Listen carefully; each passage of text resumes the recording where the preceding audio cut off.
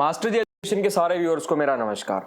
आज मैं आप लोगों को एक बहुत इंपॉर्टेंट चीज़ बताने आया हूँ। आज मैं आप लोगों को ये बताऊंगा कि एसएससी के एग्जाम में आपको टाइम मैनेजमेंट कैसे करनी है, कौन सा सेक्शन आपको कब अटेम्प्ट करना चाहिए ताकि टाइम मैनेजमेंट हो और क्वेश्चन छोड़ने का स्कोप बहुत कम हो जाए। वीडियो स्टार्ट करने से पहले जिन लोगों ने हमारे चैनल को सब्सक्राइब नहीं करा वो लोग हमारे दोनों चैनल कपूर खानदान व्लॉग्स और मास्टर जी एजुकेशन को सब्सक्राइब कर दो। तो चलिए शुरू करते हैं। अब मैं आपको ये बताऊंगा कि आपको कौन सा सेक्शन कब अटेम्प्ट करना चाहिए ताकि आपका मैक्सिमम टाइम यूटिलाइज हो पाए, कम से कम टाइम वेस्ट हो और ज्यादा से ज्यादा एग्जाम अटेम्प्ट और क्वेश्चन छूटने का स्कोप बिल्कुल नेग्लिजिबल हो जाए। ये मैं बिल्कुल ट्राइड एंड टेस्टेड तरीका बताऊंगा जो मैं खुद यूज करता था। खुद आप में से मोस्टली लोगों को पता है कि 2018 और 2019 दोनों एग्जाम्स मैंने क्लियर किए हुए हैं।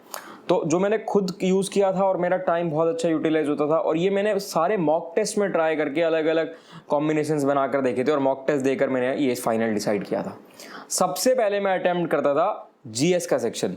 जीके को मैं मैक्सिमम 5 मिनट देता था। 5 मिनट के अंदर अंदर जीके खत्म करता था और 5 मिनट के अंदर अंदर जीके बहुत ईजिली खत्म हो सकती है। जीके के बाद मैं जाता था इंग्लिश पर। इंग्लिश को मैं 8 से 10 मिनट देता था। 8 से 10 मिनट के अंदर पूरी इंग्लिश खत्म कर देता था और ये अगर आपकी प्रैक्टिस अच्छी होगी तो इजीली खत्म हो जाएगी। यहाँ तक मेरे 15 मिनट खत्म हो चुके होते थे।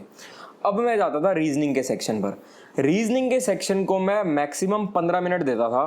15 मिनट के अंदर अंदर रीजनिंग खत्म हो जाती थी। अब यहाँ बहुत सारे लोगों को दिक्कत आती है। लोग रीजनिंग में अटक जाते हैं, ट्रिकी क्वेश्चन होते हैं, नहीं निकल पाते, वो फंस जाते हैं और वहाँ मैक्सिमम टाइम खराब कर देते हैं जिसकी वजह से मैथ्स या कोई और सेक्शन छूट जाता है। जीके और इंग्लिश में लोगों को ज़्यादा समय नहीं लगता लेकिन रीजनिंग और मैथ्स में ज़्यादा समय लगता है। तो मैंने भी जो अपना समय डिवाइड किया था उस हिसाब से किया था। 5 मिनट जीके, अगले 10 मिनट इंग्लिश, 15 मिनट खत्म हो चुके हैं। अब 15 मिनट देता था मैं रीजनिंग को। अब एक चीज का ध्यान रखना, अगर रीजनिंग में आप अटकने लगो, आपको लगे कि ये सवाल नहीं हो रहा मुझसे, कहीं पर भी आपको दिक्कत आने लगे और 40 सेकंड के अंदर अगर आपसे वो सवाल नहीं निकलता तो उस सवाल को वहीं छोड़ देना। 40 सेकंड के अंदर अगर सवाल निकल जाए, वैसे तो सवाल और भी कम समय में निकलना चाहिए लेकिन कुछ जो ज्यादा ट्रिकी सवाल होते हैं उसके लिए आपको मैक्सिमम 40 सेकंड देने हैं। 40 सेकंड के अंदर अगर सवाल निकल जाए बहुत अच्छी बात है, नहीं निकलता स्किप कर दो, छोड़ दो, मार्क फॉर रिव्यू के लिए रख दो, उसको बाद में करना। ऐसे करते जाओ और 15 मिनट के अंदर कोशिश करो मैक्सिमम रीजनिंग खत्म हो जाए। अगर आपकी प्रैक्टिस अच्छी है तो पूरी ही कर दोगे आप 15 मिनट में। अब आते हैं मैथ्स पर। अब यहां तक आपके 30 मिनट खत्म हो चुके हैं, आपके पास 30 मिनट बचे हैं। अब मैथ्स के जो आपके 25 सवाल हैं उन 25 सवाल के लिए आप 25 मिनट रख लो। 25 मिनट से ज्यादा तो नहीं लगेंगे मैथ्स के। मतलब अगर एवरेज देखें तो एक सवाल का मैंने 1 मिनट बोल दिया लेकिन एक सवाल का 1 मिनट नहीं लगता। बहुत सारे ऐसे सवाल होते हैं जो 5 सेकंड में भी सॉल्व हो जाते हैं और कुछ ऐसे भी सवाल होते हैं जिन्हें करने में 1.5 मिनट भी लग जाता है। इसलिए मैंने मैथ्स के लिए आपको 25 मिनट दिए हैं। 25 मिनट में अगर आपकी प्रैक्टिस ठीक ठाक है तो आप इजीली कर सकते हो पेपर सॉल्व। कोई प्रेशर लेने की जरूरत नहीं है, कोई टेंशन लेने की जरूरत नहीं है, आराम से हो जाएगा। यहां तक आपके 55 मिनट खत्म हो जाते हैं। मैथ्स में भी मैं वही सेम चीज कहूंगा, जैसे रीजनिंग में मैंने आपको 40 सेकंड कहे थे, मैथ्स में मैं आपको वही 1 से 1.5 मिनट कहूंगा। अगर 1 से 1.5 मिनट में नहीं निकलता सवाल तो उसको छोड़ दो, मार्क फॉर रिव्यू के लिए बाद में कर लेना। अब ये मैं छोड़ने के लिए क्यों कह रहा हूं, ये मैं आपको इसलिए कह रहा हूं कि सोचो अगर आपने 100 में से 70 सवाल कर दिए होंगे तो आपको इतना प्रेशर नहीं होगा।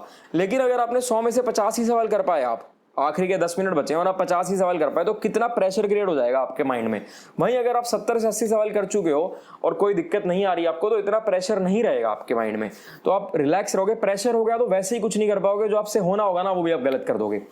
अब 55 मिनट खत्म हो चुके हैं और 55 मिनट में अब तक आपका पूरा पेपर खत्म हो जाना चाहिए। कुछ चुनिंदा क्वेश्चंस ही ऐसे होंगे जो आपसे 40 सेकंड में या मैथ्स के 1 से 1.5 मिनट में नहीं हुए होंगे, उनको छोड़कर बाकी सब आपके क्वेश्चन खत्म हो जाने चाहिए। तो इन आखिरी के 5 मिनट में उन क्वेश्चंस को अटेम्प्ट करने की कोशिश करो ताकि मैक्सिमम से मैक्सिमम सवाल आप अटेम्प्ट कर पाओ और आपका समय खराब ना हो। ये जो मैं आपको टेक्निक बता रहा हूँ ये बहुत ही बेहतरीन टेक्निक है और मैंने खुद बहुत सारे मॉक टेस्ट में यूज करी है। मतलब अलग अलग कॉम्बिनेशन यूज करे थे लेकिन मैंने फाइनल इसी डिसीजन पर पहुंचा था कि यही करूंगा। 2018 में भी मैं इसी टाइप से अटेम्प्ट करता था, 19 में भी इसी टाइप से करता था, 2020 में भी मैं इसी टाइप से एग्जाम को अटेम्प्ट करूंगा।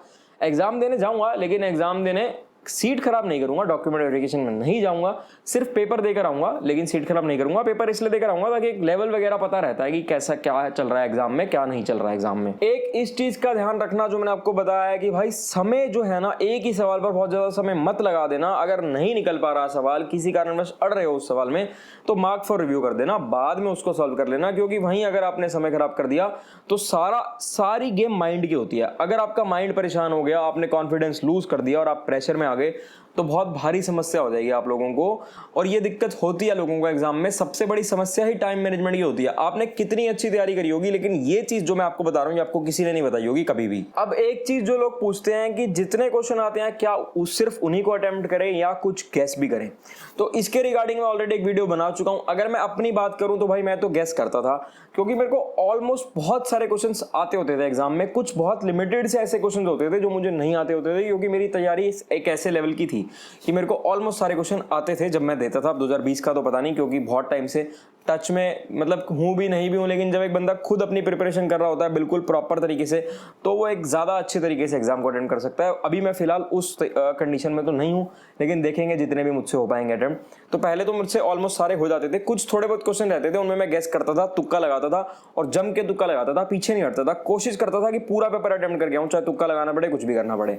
और इसके रिगार्डिंग ऑलरेडी मैंने एक वीडियो बना दी, आपको ऊपर मिल जाएगी आई बटन में, आप जाकर देख सकते हो कि मैं कैसे गेस करता था और मैंने और लोगों को भी क्या तरीका बताया कि किस तरीके से गेस करना चाहिए, ताकि मैक्सिमम आपके क्वेश्चंस ठीक हो पाए और आपको मैक्सिमम यूज हो पाए उस चीज का। तो भाई एग्जाम में घबराना मत, बिल्कुल भी डरना मत, किसी भी चीज से आपको डरने की जरूरत नहीं है। आप ये सोचकर जाओ कि आपको आता है सब कुछ, बिल्कुल रिलैक्स मोड से जाओ, कॉन्फिडेंस लूज मत करना, कॉन्फिडेंट रहना। पेपर अगर मुश्किल होगा तो सबके लिए होगा, आसान होगा तो सबके लिए होगा, नॉर्मलाइजेशन हो जाती है आजकल।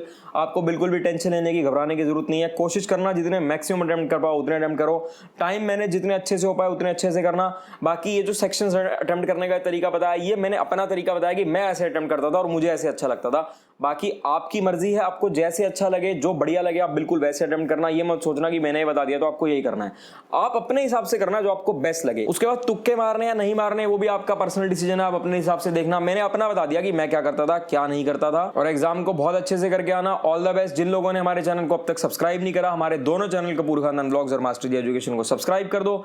ठीक है, मिलेंगे फिर आपसे अगली वीडियो में।